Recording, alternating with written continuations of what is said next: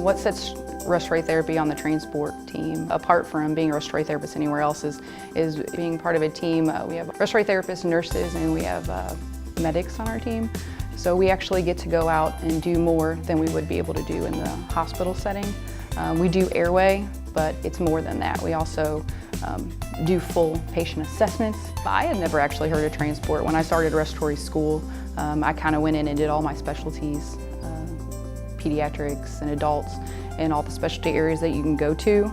But I fell in love with transport. I love being on a helicopter, being on the plane, being in the ambulance, going somewhere new, not having to stay in one place or with one patient, but kind of going out in the community, seeing the other hospitals, seeing other staff, seeing other ways that they take care of patients out in the field is very, very rewarding.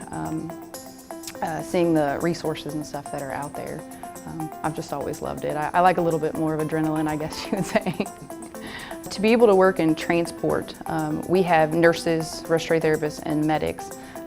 You need 3 years of ICU experience, and not adult ICU, but you need neonatal ICU or you need pediatric ICU, just as a minimum to kind of get into transport. We also have our basic life support training, we have our neonatal life support training, our pediatric life support training.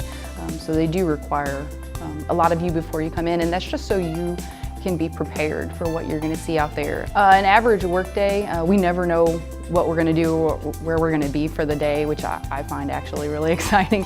But we come into work, we work 12-hour shifts, usually 3 days a week.